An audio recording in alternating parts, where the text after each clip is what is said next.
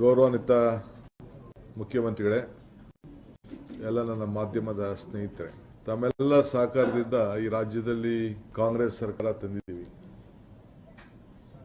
ಜನರಿಗೆ ಏನು ಮಾತು ಕೊಟ್ಟಿದ್ದೇವೆ ಆ ಮಾತಿನಂತೆ ನಾವು ನಡ್ಕೊಂಡು ಜನರ ಸೇವೆಯನ್ನು ಮಾಡ್ಕೊಂಡು ಬಂದಿದ್ದೇವೆ.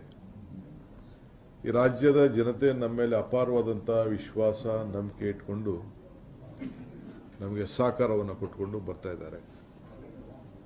ಅವರ ಆಸೆ, ಆಕಾಂಕ್ಷೆ, ಆಶೋತ್ತರಗಳನ್ನು ಈಡೇರಿಸಬೇಕಾದ್ದು ನಮ್ಮೆಲ್ಲರ ಕರ್ತವ್ಯ.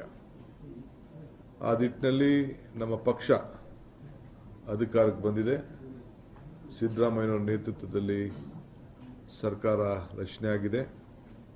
ಹಿಂದೆ ಹೈಕಮಾಂಡ್ ಅವರು ಏನು ತೀರ್ಮಾನ ಮಾಡಿದ್ದಾರೆ ಆ ಪ್ರಕಾರ ಇವತ್ತು ನಾವು ಕೆಲಸವನ್ನು ಮಾಡಿಕೊಂಡು ನಾವು ಹೋಗ್ತಾ ಇದ್ದೇವೆ. ಈಗ 8ನೇ ತಾರೀಕು ಅಸೆಂಬ್ಲಿ ಬರ್ತಾ ಇದೆ.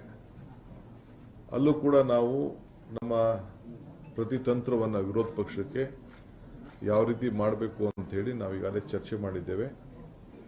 ಇದಕ್ಕೆ ನಮ್ಮದೇ ಆದಂಥ ಒಂದು ಹೊಸ ರೂಪ ಕೂಡ ವಿರೋಧ ಪಕ್ಷದವ್ರಿಗೆ ನಾವು ಕೊಡ್ತೇವೆ. ರಾಜಕೀಯವಾಗಿ ನಮ್ಮಿಬ್ಬರದು ಕೂಡ ಒಂದೇ ತೀರ್ಮಾನ. ಪಕ್ಷದ ವರಿಷ್ಠರು, ನಮ್ಮ ಹೈಕಮಾಂಡ್ ಏನು ಹೇಳ್ತದೆ ಆ ರೀತಿ ಹಿಂದೆನೂ ಕೆಲಸ ಮಾಡ್ಕೊಂಡು ಹೋಗಿದ್ದೀವಿ, ಮುಂದಕ್ಕೂ ಕೆಲಸ ಮಾಡ್ಕೊಂಡು ಹೋಗಬೇಕು ಅನ್ನೋದು ನಾವು ತೀರ್ಮಾನ, ನಮ್ಮದು ಅಚಲ.